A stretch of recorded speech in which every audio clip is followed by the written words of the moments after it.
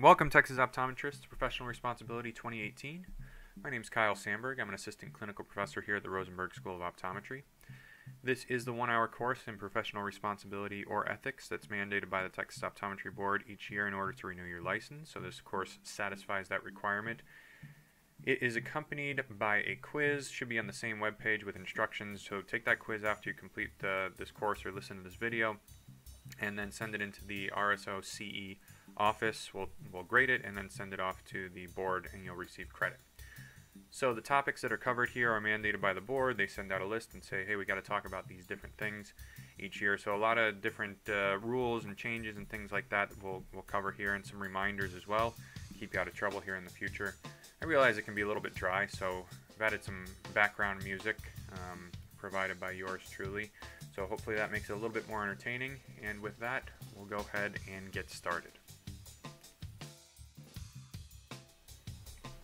I like to start each one of these presentations by just reminding you that the TOB maintains a website here at tob.state.tx.us. This is mostly for new optometrists to the state, but you'll recognize that this website has changed in the past year compared to previous years. They still have a lot of the same links, but the design looks a little bit different. Here we can see the CE link, and that's a great place to check your CE. Keep in mind, though, that the CE credits, once they're received by the board, are posted there, but also the board meets 4 times a year to approve CE courses, so sometimes there's a little bit of a delay in getting those up. We also have a link to the Peer Assistance Program. We'll talk about that more later on in the presentation. I'd also point out that Top Optometrists link up here. If you click on that link, there are several useful links there about laws and things like that, but the newsletter link is also contained on that page. And the newsletter is the primary way that the board communicates with licensees. So it's important that you read the newsletter each year. It typically comes out in August. It has a lot of updates on rules and changes. This course supplements the newsletter, but the assumption by the board is that every optometrist reads the newsletter. So if you haven't read it, please take the time to do so. It's only a handful of pages, and there's a lot of really good information in there. I think that's going to take you to this page, and then you're going to click that check website for CE hours right there on the top left. That will take you to this page where you can input your license number, and of course it's reminding you there about the professional responsibility course. We can see that the CE requirements for active licensees contain 16 hours of CE each year. 6 or more of those have to be in the treatment of ocular disease, so they call those DT hours, diagnosis and treatment of ocular disease. 8 or more hours must be live. You can only take 4 hours at a grand rounds course like we have here at RSO on Friday mornings, and 1 hour is this professional responsibility course. CE credit, and so that'll take you here, and you can see that it outlines regular hours, diagnosis and treatment hours, as well as ethics hours. So make sure you've got 16 total, and we're hitting all those things. So let's jump into sort of the meat of the presentation here and talk about some changes to Texas Optometry in 2018.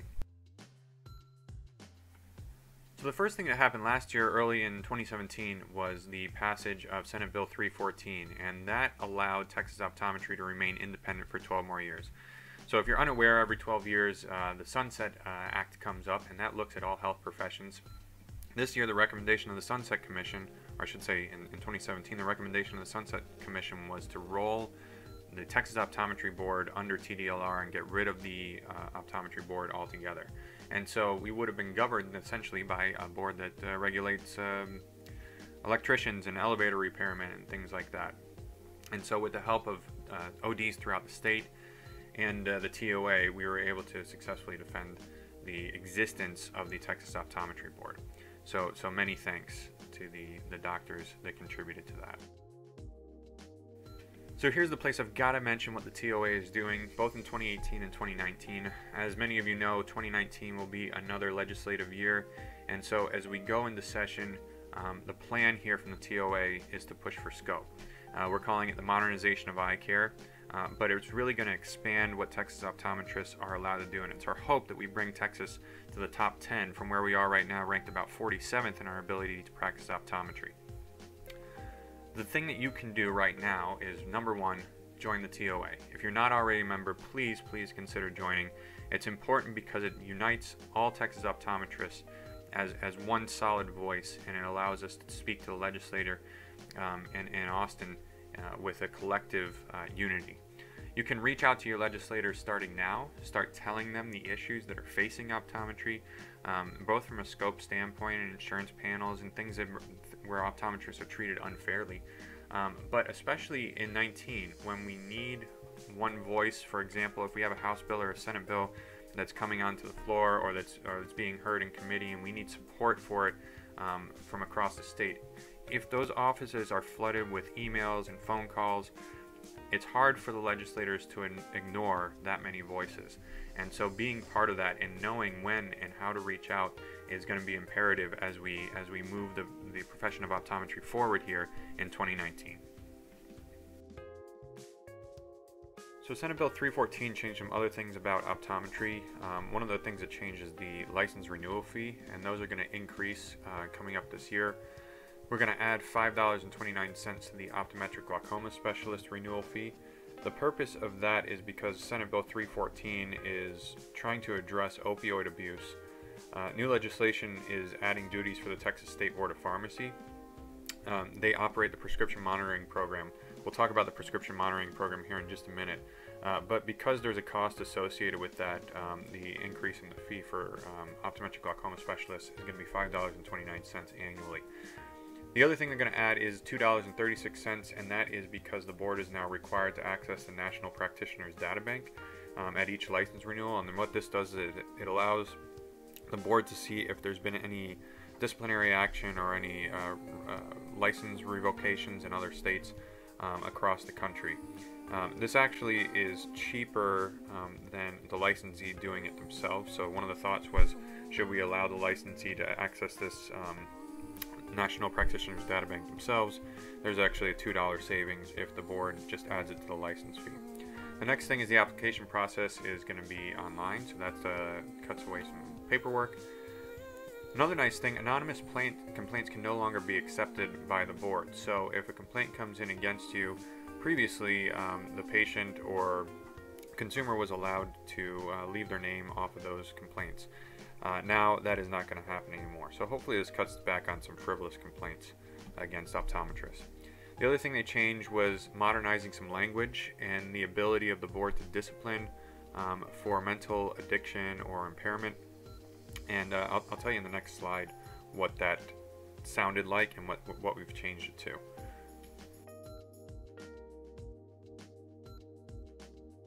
So here's what that language looked like. Previously, the Optometry Act had authorized disciplinary action by the board if the optometrist is a habitual drunkard, is addicted to the use of morphine, cocaine, or other drugs having similar effect, or has become insane. So kind of specific there with substance abuse. The new language sort of covers a broad range of different things. So they changed it to has developed an incapacity that prevents or could prevent the applicant or license holder from practicing optometry or therapeutic optometry with reasonable skill, competence, and safety to the public. So again, just sort of modernizing what was in the act to reflect more modern day practices. One of the other things that is added because of Senate Bill 314 is the requirement to be fingerprinted in Texas. So this is actually going to only affect you if you were licensed prior to 2008, because since 2008 the board has been fingerprinting licensees. So if you were licensed more than 10 years ago, this is going to affect you. Every year, about a fifth of the doctors in Texas are going to be asked to submit fingerprints, and so therefore at the end of a 5-year period, 100% will be fingerprinted. This is also obviously a requirement for new licensees, not just docs that are already there. If fingerprints are required to renew, what's going to happen is the board is going to send you a letter in October telling you that you've been selected as one of that 20% for the year, and you need to get your fingerprinting done. There is a fee for electronic fingerprinting. This is only a one-time requirement, so once you have it done, you don't have to worry about it in the future. So as I mentioned, the board is now authorized to and actually required to check the National Practitioners Data Bank. What they're going to be looking for is disciplinary action taken by another state. If they find that disciplinary action has been taken against you in another state and you have not reported it on your application, that would be considered a fraudulent application, and then they are required, or authorized rather, to take additional disciplinary action if they find those things. I mentioned the increase in the fee for optometric glaucoma specialists as it relates to the prescription monitoring program. So what's happening here is the State Board of Pharmacy is the operator of this program. They are asking or requiring, this is one of the things that Senate Bill 314 does, that if any practitioner in the state is prescribing opioids, benzodiazepines, barbiturates, etc., that any controlled substance, that you first access the prescription monitoring program. And the goal here is to limit doctor shopping and see if a patient has been trying to get prescription medications from multiple different providers, and so that can be flagged in the system here. Optometric glaucoma specialists can access the database effective right now, but required beginning September 1st of next year. So if you'd like to sign up, you can do so. I'll give you information about that on the next slide. But you cannot register, you don't have to register at all if you don't have a DEA number. That's part of the registration process. So if you don't have a DEA number, you're not prescribing controlled substances, therefore you're not required to register. If you are required to register, the website is there, texas.pmpaware.net/login. There is more info about the program at the pharmacy board's website, so pharmacy.texas.gov/PMP. So again, Texas pharmacists are required to submit all prescriptions for controlled substances into this database, and then the Texas Pharmacy Board is going to monitor and maintain that database. As I mentioned, the goal here is to limit that doctor shopping. The requirement, again, does not start until September 1st next year. So I want to jump into a case study. Here the board has required us to talk about, this is one of the topics they had on the list for this year, and so I think it's well illustrated by this case study. So Jack Dawson, OD, is invited to attend the CE event at his town's local steakhouse. The event is being put on by the new cataract surgeon in town, Margaret Brown, MD. She's interested in educating the OD community about a new presbyopia-correcting IOL that her practice has just begun using. The dinner, wine, and educational course are all included at no cost to Dr. Dawson. Dr. Brown suggests at the end of dinner that, quote, "Our practice would appreciate the opportunity to create a relationship with all of your Medicare patients in need of cataract surgery." So do we see any problems here? And if so, what are they?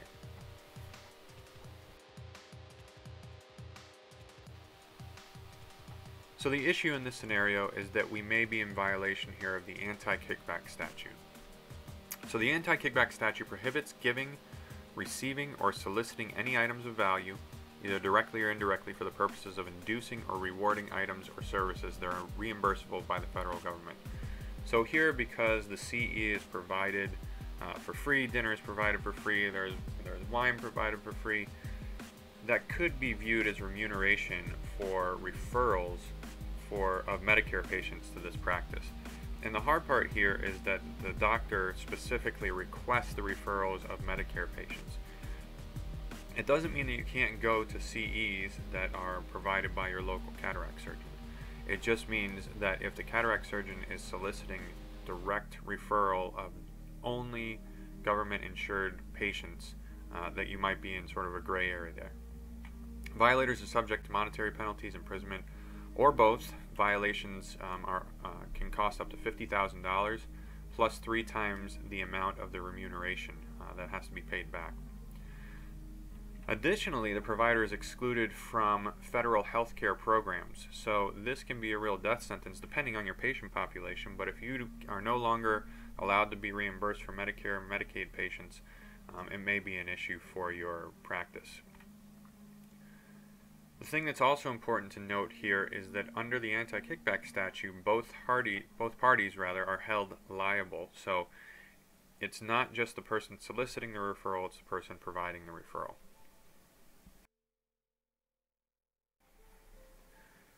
So I've got a little copay quiz for you here as it relates to Medicare and Medicaid patients. Most of this information comes from the Office of the Inspector General. I'll give you the link to this information here. You can see some of the link here at the bottom of the page, but I'll give you the actual roadmap for new physicians website here at the end. Tons of good information there. So let's ask this question: can you waive a copay for an individual Medicare patient even though you routinely charge all of your Medicare patients their copays?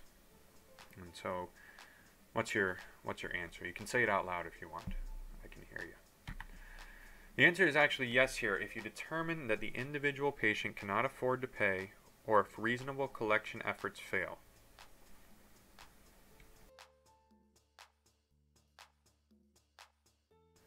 You work in an underserved community. Can you advertise your policy of waiving copays for special financial circumstances? So we just said that you could waive your copays for special financial circumstances, but are you allowed to advertise them? The answer here is no. You may never advertise that your practice has a policy of forgiving or waiving copayments.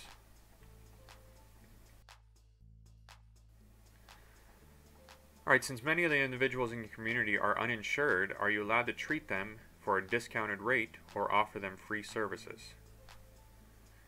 And the answer here, of course, is yes. Federal law does not place restrictions on offering free or discounted services to the uninsured. One more. You decide that you'd like to offer free care to all of your patients, including Medicare and Medicaid recipients, by waiving their copays. You have to keep the doors open, so you send the claims to Medicare and Medicaid for the payment. Is this allowed? The answer here is no. So federal law doesn't prohibit you from offering free care to Medicare and Medicaid patients, but if you bill the government for services and don't collect the copays, technically you're not providing free care. And so in that case, that will be illegal. If you're going to bill the government, you have to bill the patient as well.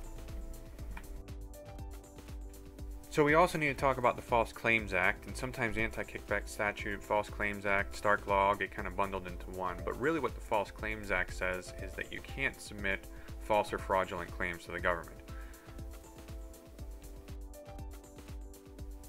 The thing that applies here is that even if you don't know that you're doing it, you're still held liable. So it's important that you read up and follow up on laws and changes to those laws. I'll give you some examples here of what would be considered fraud in just a slide or two. Note that there are incentives to report fraud, and so a lot of times when fraud is reported, it's by these whistleblowers. They turn out to be ex-business partners, hospital or office staff, competitors, or even patients. And the reason is because whistleblowers can receive up to 30% of any False Claims Act recovery. So whatever the government gets back, 30% of that can go towards the actual person who reported it. Some examples of fraud, and there's 3 different categories that you can fall into: provider, patient, or insurer, and you can see some of those examples here. So obviously from a provider standpoint, that's where we want to be most concentrated here. So if you're billing for services that weren't performed, obviously that would be considered fraud. If you bill more than once for a service that was only performed once, falsify a diagnosis, billing for more costly services than the ones that were performed, accepting kickbacks for patient referrals. So here you're violating both anti-kickback, but also because of that you're going to fall into this fraud category and violate the False Claims Act. Billing for non-covered services when a non-covered service, billing for a covered service when a non-covered service was provided, ordering excessive or inappropriate tests, and prescribing things that are not necessary. This is that roadmap for new physicians. It is a document that's available online. It's about 30 pages. It goes through a lot of the stuff that I'm talking about here. I would recommend, even if you're not a new physician, that you take a quick read through it, because it has a lot of valuable information. And again, we mentioned already that you can't just claim ignorance. You can't say that you didn't know. It's your job as a health provider to know this information, and so making sure that you read through these types of things. This is a great pamphlet here because it really puts things in pretty simplified terms. So the board wants everybody to understand that it does not make any of the determinations of any of the things that we've just talked about. So False Claims Act, Anti-Kickback, Stark Law, exclusion, and civil monetary penalties law. All of those, again, are reviewed in that Roadmap for New Physicians pamphlet. So read up on those, but it's really not the role of the board to make any of those determinations. That's determined on a federal level. Approval of CE courses is based on the individual course meeting requirements set forth in the Optometry Act. If you want to look at what those are, it's section 351.308 in the Optometry Act, but ultimately what happens is the board meets several times a year, 4 times to be exact, and determines which courses are approved. One of the things that the board asked we address this year in this course is illegal contact lens sales. So this is something that I know is affecting most of Texas optometrists in private practice or even outside that. Really we want to talk about what they are, what the laws are, and what you can do to prevent illegal contact lens sales. The basis for a lot of the things that we'll talk about here as far as the legality of contact lens prescribing comes from the contact lens rule, which was passed in 2004. It really has 2 key requirements. The first is that prescribers provide patients with a copy of their contact lens prescriptions at the completion of the contact lens fitting. It's important to note that the contact lens fitting is finished when you say it's finished. It's not at the beginning or the first visit. There may be multiple follow-ups involved, and when you are actually ready to prescribe the contact lens and you're satisfied with the fit, that's the time that you're required to give the patient a copy of their prescription.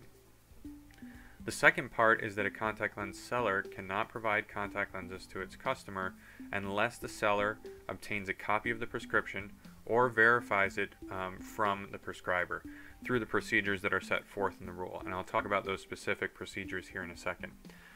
The idea behind this is that the FTC is trying to enhance consumer choice and competition among contact lens sellers, which should theoretically benefit customers. The problem, of course, becomes when contact lens sellers don't abide by these rules and prescribe or provide contact lenses rather to their patients or customers without proper prescriptions. Contact lens verification is defined by the following. The seller is required to contact the prescriber by direct communication, which means either fax, email, or telephone, for a verification of a contact lens prescription.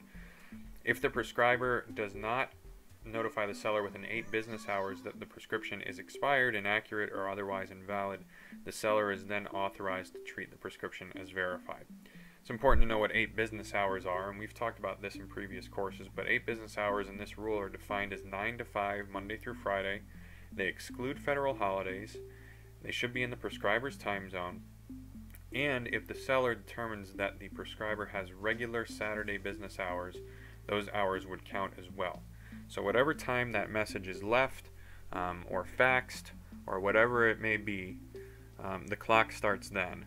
At 5 o'clock, the clock stops. The next business day, the clock starts again at 9 a.m. Once 8 hours have elapsed, then the seller is legally allowed to prescribe or ship those contact lenses in many cases.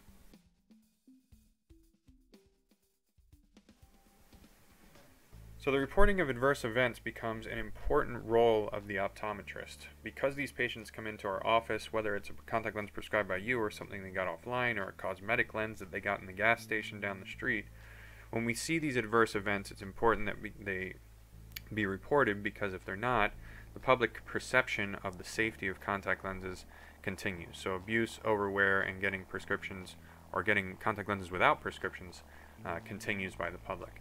So I wanted to share with you, in March of 2017, an article published in The Hill by Tim Devaney quoted the founder of Lens.com, stating, "Globally, there are many countries like Germany where contact lenses don't require prescriptions. They're sold over the counter. I don't see any Germans walking around with eye patches because they're going blind." So obviously, we know that that's not the case. We can see a myriad of infections or adverse events that happen from contact lens abuse and overwear here in this article, this Lens.com founder is trying to state the exact opposite. Same person also called optometry's warnings about the dangers of online contact lens sales a scare tactic that were employed by doctors to protect their bottom line. And you can see how the public might empathize with that. So it's important that we get these adverse events to the right sources so that they can be logged and we can show that proper contact lens prescription and contact lens use is a public health issue. So how do we help? How do we solve this problem? Well, submitting MedWatch reports of any adverse events is the first step. So if you see anything, any complications that are associated with contact lens abuse or getting prescriptions illegally or without prescriptions, they should be submitted to the FDA. They're at fda.gov/safety/MedWatch. The link, of course, is right there. The other thing we want to do is notify the Office of Compliance of any illegal contact lens sales. So contact lens sales without a prescription, or contact lens sales that you have denied or said that there's an expired prescription, and yet the patient somehow ends up with the contact lenses anyways. Another website at the FDA, just a different page on the FDA's website, is reporting problems for contact lens vendors that are selling without a prescription. The other thing you can do is go to the FTC. The FTC's website, to me, is a little bit more complicated as far as where we're trying to submit these things. So on the left side, you're going to see a drop-down menu. Make sure you click Other and then follow Health and Fitness. From there, you can follow the prompts to submit a contact lens complaint. So there's a page with contact lens and eyeglass complaints.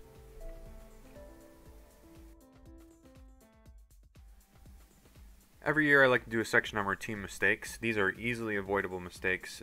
They can cost you money because the board is looking out for them, and if you happen to be in violation of one of these, you can easily be fined by the board. They go over these every year in the newsletter, so again, I encourage you to read the newsletter, both this year and the previous ones as well. There's always a section on fines against optometrists or disciplinary actions taken against optometrists. So if you look through that quickly, you can get an idea of what other people are doing wrong and help yourself to avoid these mistakes. But let's go over a few right here. So here's a little quiz. Which of the following is an appropriate way for an optometrist to identify themselves in Texas? And we've got some examples here. Dr. Jonathan Snow, optometrist. Daenerys Targaryen, OD. Dr. Tyrion Lannister, OD. Gregor Clegane, Doctor of Optometry. Or Sansa Stark, optometric physician. Which of those is inappropriate? And so if you remember from previous lectures, or if you've read the newsletter, or if you've looked at the statute, the things that we want to avoid are the third and the fifth option here. Here are the examples, and this is right out of the newsletter, but this is also spelled out in the statute. It's in the occupations code. For an OD, an optometrist in Texas, the identifications listed here are the ones that are appropriate. So you can either use OD, you can use Doctor of Optometry, you can use Optometrist, or you can use Doctor as a prefix with Optometrist. And that's really the only time that you can use Doctor. A therapeutic optometrist can use any of the above, any of the ones that we just mentioned, or you can add therapeutic optometrist, or you can do Doctor and therapeutic optometrist.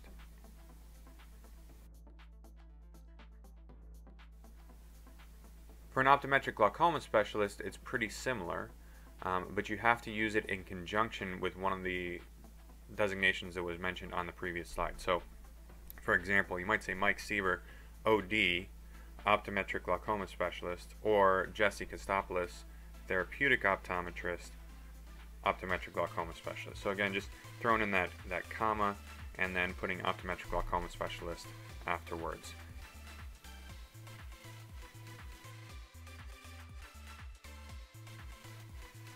Where do you have to list these specific designations? Well, it's pretty much any time your name is in print or in advertising, or any time it's shown throughout the office. So it might be on the door of your practice, or any other sign that's out by the roadway or anything like that. Any of your business cards, prescription pads, phone book, or electronic listings, anytime you're listed on the website, it should refer to you as that stationery or billing invoices.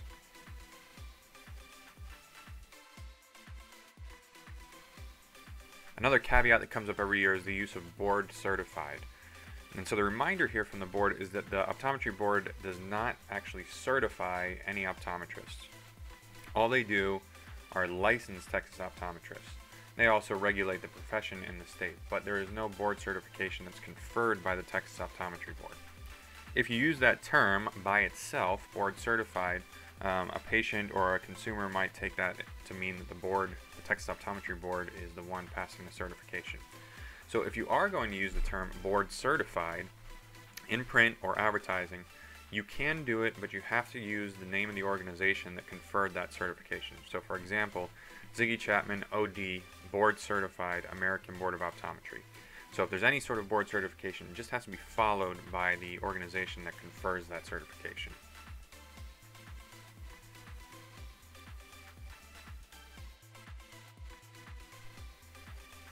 Just like board certified, specialist is another term that people get into hot water by using it incorrectly. So the term specialist is not allowed to be used by an optometrist unless you're saying the specific organization that confers that specialty. So you can't just say glaucoma specialist. Optometric glaucoma specialist is allowed because it's a separate category that's recognized in Texas for optometrists. An example of something that would be allowed would be William Byers, OD, contact lens specialist, and then saying certified by the North American Contact Lens Foundation. The exception here is that if you specialize in a certain type of treatment, you're not calling yourself a specialist, you're just saying that you specialize.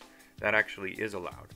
So you might say, for example, Nancy Wheeler, Doctor of Optometry, specializes in the diagnosis and treatment of binocular vision disorders in the pediatric population or in pediatric patients. That would be acceptable because you're not calling yourself a specialist in that case, but telling what you specialized in. And so that might be appropriate to put in a pamphlet or on your website or in any other sort of advertisement.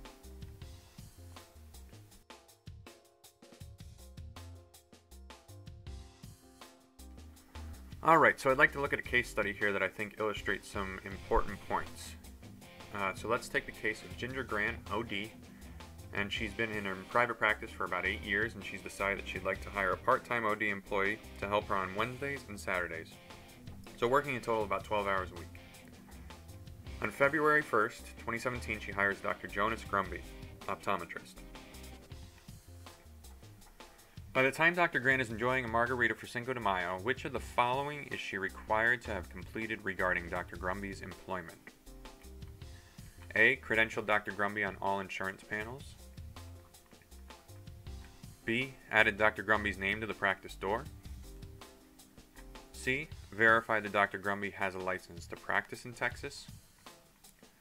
Or D. Provided training regarding HIPAA compliance to Dr. Grumby.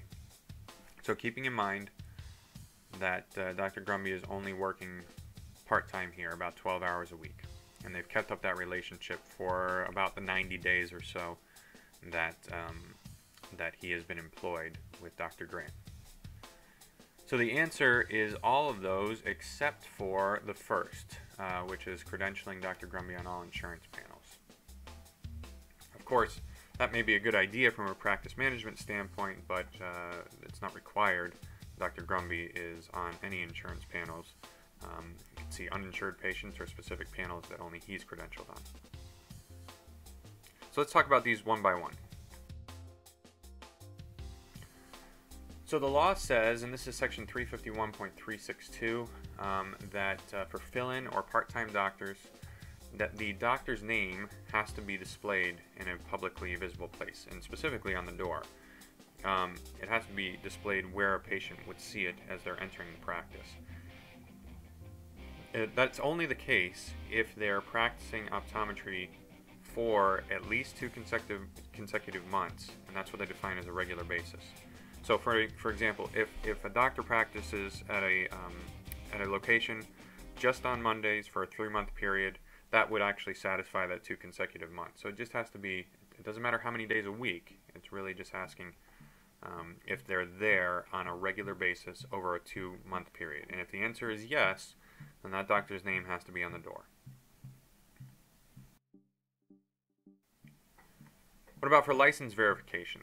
So section 351.501 says the board may refuse to issue a license to an applicant, impose a fine, or reprimand a license holder if the board determines that, and then jump down to section 501.5, if they determine that the license holder has directly or indirectly employed, hired, procured, or induced a person to practice optometry or therapeutic optometry in this state without a license.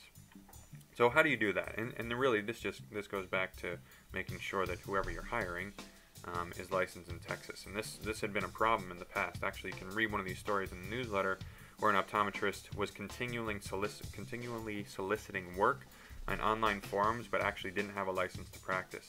And in that case, both that optometrist and the hiring optometrist would be held liable and subject to a fine.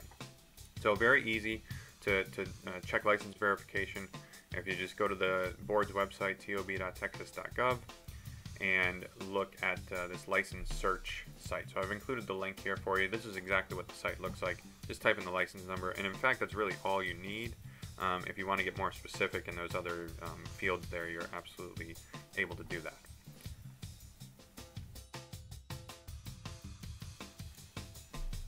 A note about training your employees. This is from the Health and Occupations Code, section 181.101. It's called Training Required, and specifically as it relates to HIPAA compliance. So it says each covered entity shall provide training to employees of the covered entity regarding the state and federal law concerning protected health information as necessary and appropriate for the employees to carry out the employee's duty for the covered entity. It also says that this has to be done within the first 90 days, and that you should require your employee who has received the training to sign something that says that they verify that they've received the training and they understand the training. It doesn't mention anything about whether that employee is part-time or full-time. So to be on the safe side, it's recommended that you train all of your employees to meet this requirement.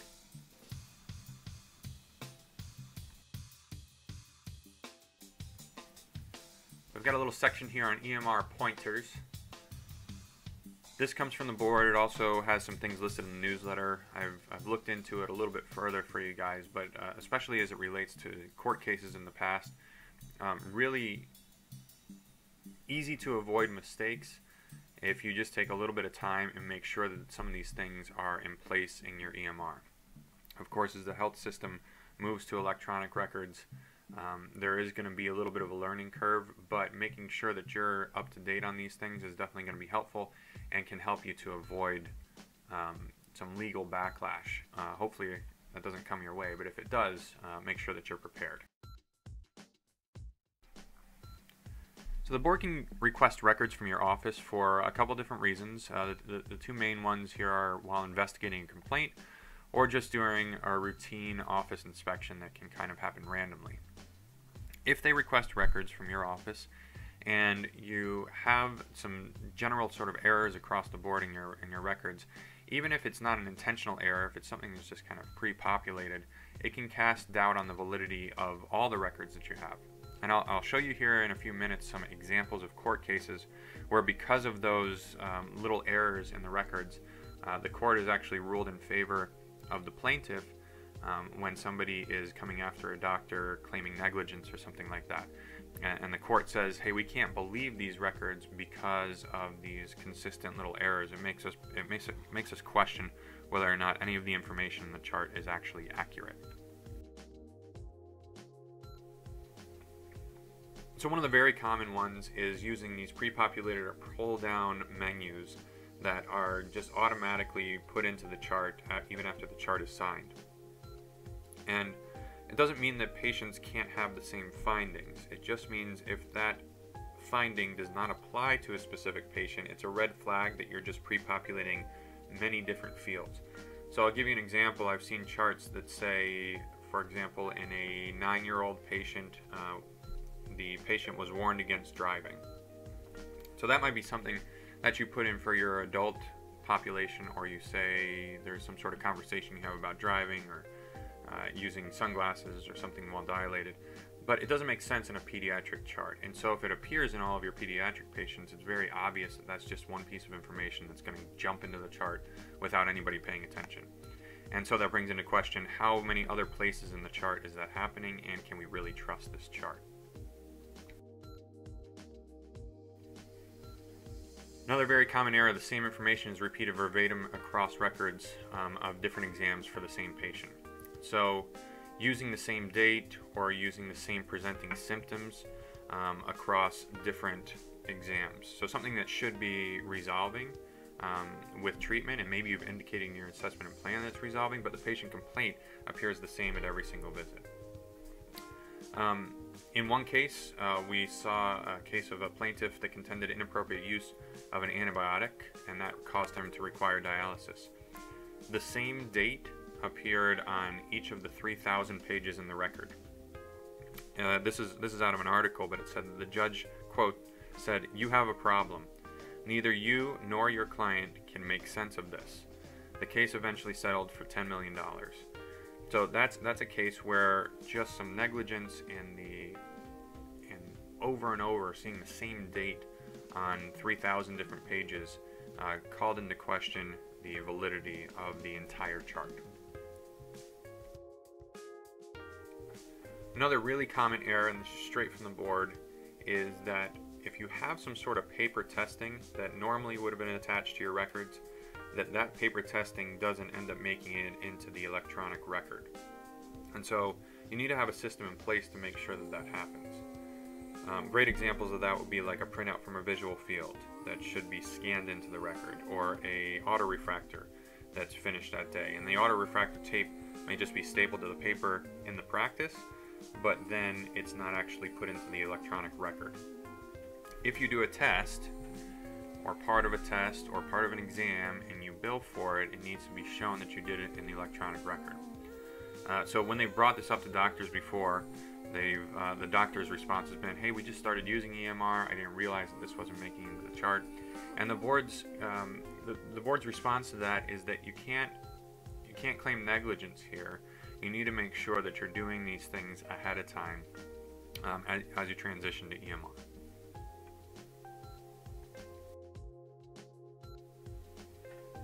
Another very common problem is your inability to print out a complete record which has the same information as the EMR. So this is usually just a software issue.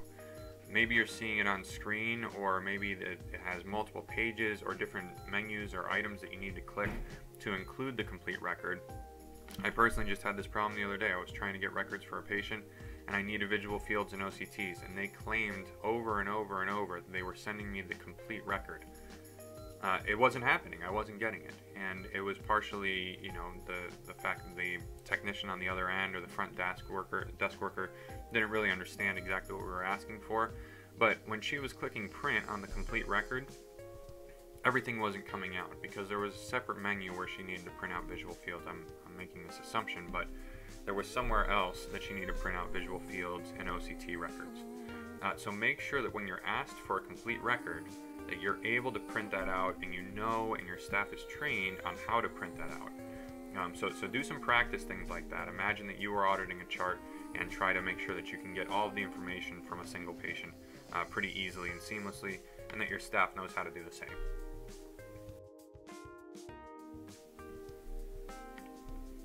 If you are releasing prescriptions, you need to either have a copy of that in there, or you need to have information that says that you released maybe the manifest prescription, or refer back to it in the chart. This helps, as we were talking about earlier with contact lenses. We want to be able to show, as the FTC requires in the contact lens rule, that we are giving patients prescriptions at the final contact lens fit. But for glasses and contacts or medications across the board, if you're prescribing things, it's a helpful record, and a required record actually, that you are showing that when you prescribed it, you gave it to the patient that day. So a great example of that, of course, would be a scanned handwritten prescription. But if you're e-prescribing or something like that, at least you have some of the record there. But it should have some notes within the chart that you release prescriptions.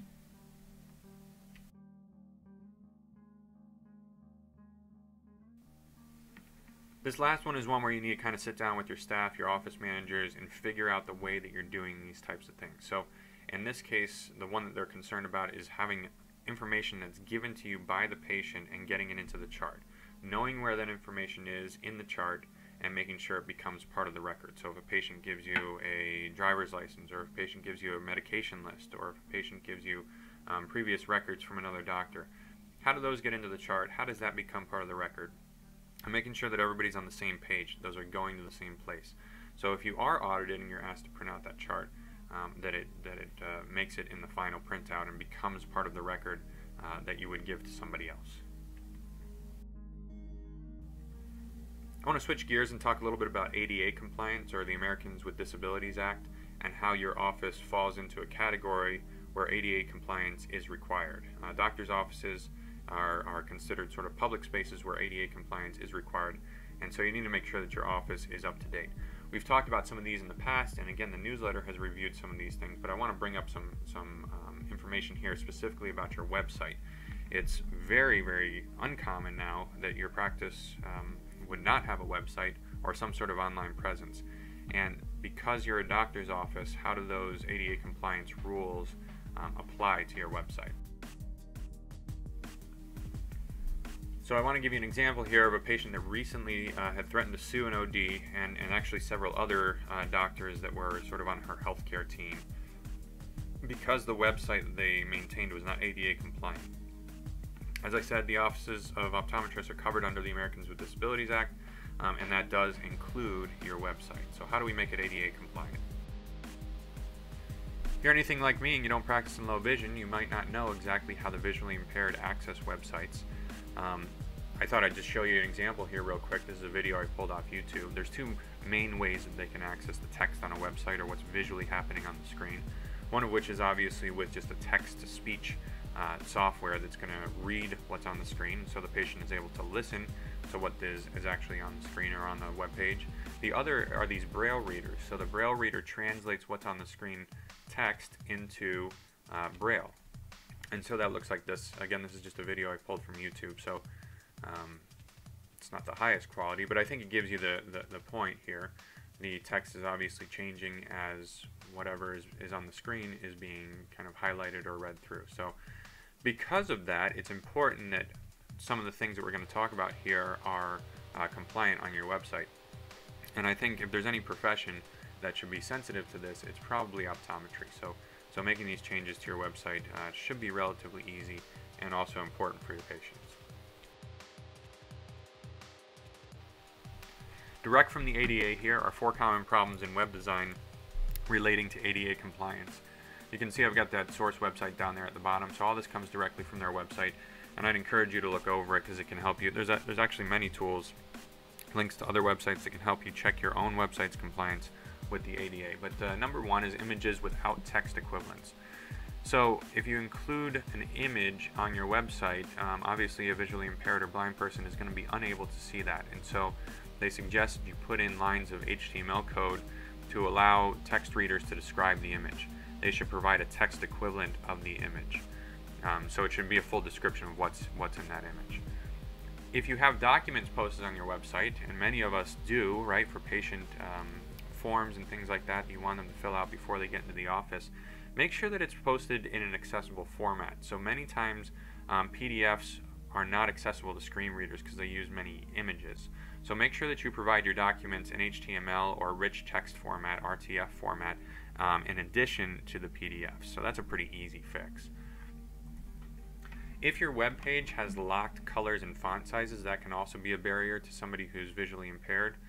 So make sure that your website allows the user to change colors and font sizes. And that's probably just a setting that you can talk to your web designer about. Pretty easy to change. If you have videos and other multimedia tools, those need to have accessible features as well. So make sure you're providing audio descriptions in videos and subtitle text for videos if you have those on your website.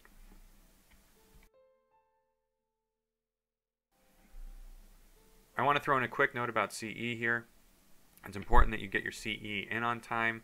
If your CE is not valid or validated and you've applied for the new license and you don't have your new license by January 1st, you can be fined for practicing optometry without a license in Texas. So please make sure you get your CE in on time. CE certificates can be mailed directly to the board, faxed at that number, or emailed, and all that can be found on the website. I'll share some more information with you at the last slide here. Make sure that the CE certificates are sent in. So the courses that you attend maybe will provide attendance certificates to the board, but not all of them will. So make sure that you're sending your own certificates, or at least verify that they're being sent in, and then check on the website quarterly to make sure that you've received credit for those courses. Submit the certificates as soon as you receive them. Don't wait till the end of the year. That speeds up the process quite a bit. Again, the board meets in February, May, August, and November to approve courses. The current list of approved courses is always on the website, but it does take a little while for the course to show up if you've taken it and show up under your CE page there. Make sure you get them in sooner than later. There's always a mad rush at the end of the year for people getting in courses and CE credit, so the sooner the better. Each and every year we talk about the Professional Recovery Network. I want to mention it here again, especially for those of you who are new to the state or if you've had a circumstance that might require the use of the Professional Recovery Network. It was established in 1981 by the Texas Pharmacy Association, and optometry was added in September of 2010. It helps professionals, students, and professional staff in the fields of pharmacy, optometry, dentistry, and veterinary medicine to overcome potential impairment issues due to substance abuse or mental illness. So before 2010, the way that it used to work is that if you found a doctor with a mental health issue or a substance use disorder, really the board only had one option, and that was to take away your license. With the Professional Recovery Network now, the reporting and treatment are confidential. The goal is providing public safety and giving the doctor or the student or whoever it might be an avenue to seek treatment without taking action against the professional license. The criteria there only apply if the individual complies with the treatment program that's laid out with them. Pretty much anybody can send you to the Professional Recovery Network. It can be yourself, it can be a third party, it can be an investigator, or it can just be an order from the board. And again, so long as you comply with the treatment program, the disciplinary action against the license will not be taken. Just for your information, there's a couple seminars that are held each year in Austin. You can find more information on the Professional Recovery Network's website, which is listed here. This is the calendar of events here for the spring seminar on May 5th. So that'll do it for me. Here's my contact information, and please reach out if you have any questions. I'm happy to answer anything that we've talked about here. I am not a legal expert or an attorney. I have just been charged with going over these rules and laws. I've read through them, and so I have a relatively good understanding, so I'm happy to answer anything that you may have questions about. The board contact is there, Chris Cloris as well. I will leave you with this thought one more time. If you are not a TOA member, please consider joining. We really need to stand together as Texas optometrists, and so I take this opportunity and this platform to ask you to join. Hopefully you enjoyed the presentation. I appreciate you sitting through it, and hopefully we'll see you next year.